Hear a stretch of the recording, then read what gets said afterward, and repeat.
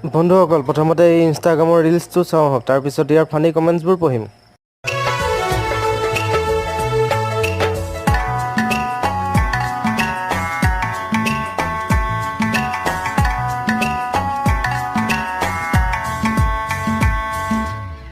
পলাশেৰে ৰঙা পলাশিয়া মোৰ কান্দি শুনাচোন সুৰেতি।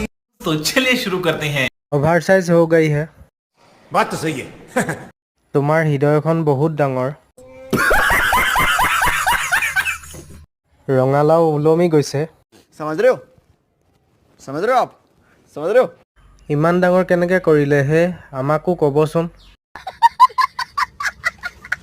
90 কিলোমান হ'ব নেকি तू समझा हाँ नहीं तू समझा नहीं